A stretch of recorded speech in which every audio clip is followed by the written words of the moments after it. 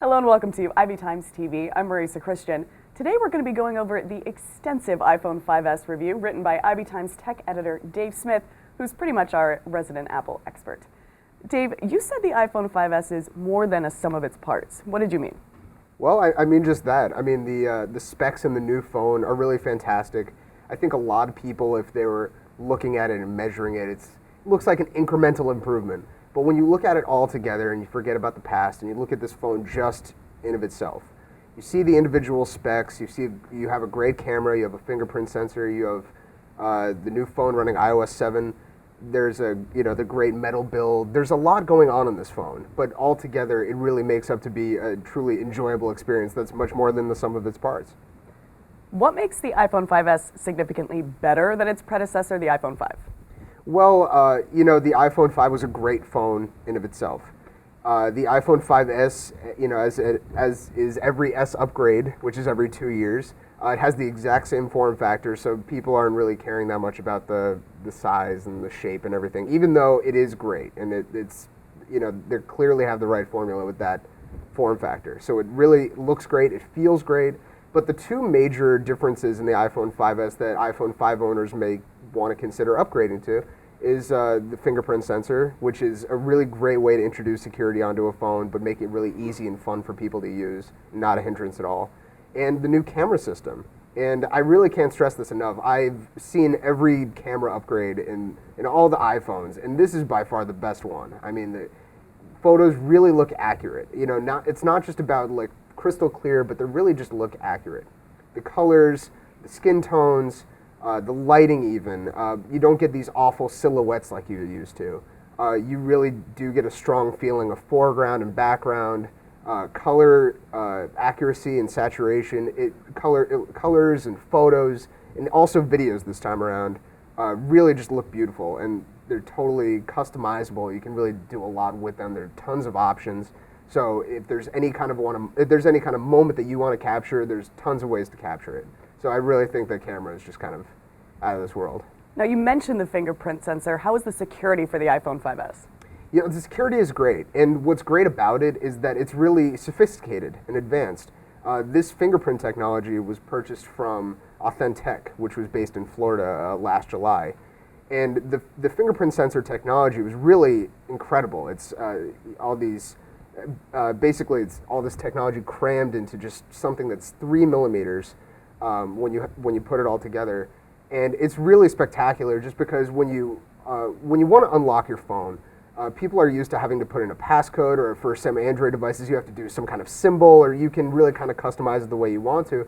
But with this, they just really make it dead simple, but you know that it's extremely secure. You just put your finger or your thumb on there, you hold it there for less than a second, and your phone unlocks. And you get this feeling that, wow, my phone is really secure, but it doesn't feel that way. When it may just look to other people like, oh, he's just unlocking his phone just by opening it. But without the slide to unlock, without having to put in a passcode, this is really the best way to do security, because it takes it out of the user's hands and puts it all in the secure ecosystem.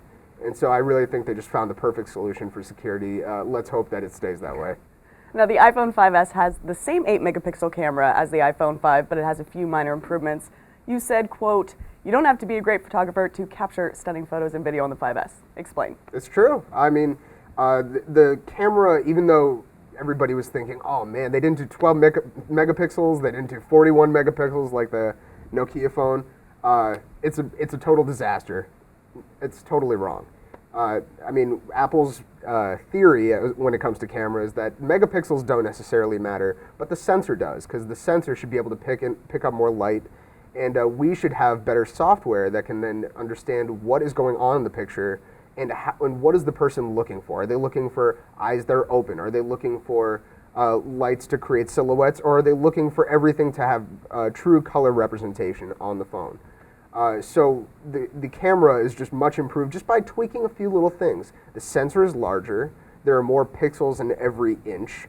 And basically, there's also there's a better software, in iOS 7 that intelligently understands what you're trying to do while you're taking the photograph, and it presents you with the best possible version of the photo. So for instance, if you have a light on in the background, or let's say there's a sunset and you're trying to get a great image of your friends in the foreground. It won't just wash out your friends in the foreground, or it won't just make them look silhouette-ish. It'll, if that's a word. It is now. It is now. But it intelligently understands what's going on in the picture. It picks up more light thanks to the larger aperture, and it presents you with a photo that you will actually be happy with. So it really does represent more like a professional camera than it does a camera phone or a camera on a smartphone.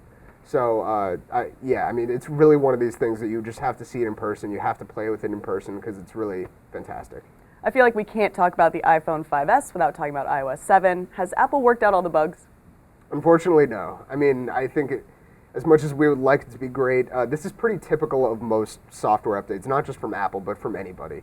Anytime there's a major software upgrade, there's always lots of things that go wrong. And even though Apple had the beta out for iOS 7 months in advance before the public release, a lot of developers wait until it's out in the public to actually bring forth the problems that they know about to Apple, because that way they can be more newsworthy if they are the ones to break the news of, oh, there's a bug in iMessage, oh, there's a bug in multitasking. They can bring more notoriety to themselves, good or bad, and Apple obviously will have to hurry and bring out some fixes. They brought out 2 fixes thus far for a passcode. There was an issue with the passcode before. But right now, there's currently an iMessage bug that's going around where it's not like you can catch it, but or your phone can catch it, hopefully. But basically, your phone just won't send or receive iMessages. So it may just send as an SMS message, or it may not send at all. There are little things like this where every time you patch up something, another hole opens, another leak gets unplugged or something, and you know that's just the fact of software. You know, these things can be hacked. These things are vulnerable, and Apple is doing its hardest to try to fix these cracks in the system. But overall, it's pretty solid. There are just very few glitches, but they will be solved eventually. I would say in the next month or two. Apple will keep us updated. Dave, thanks for your analysis. My pleasure.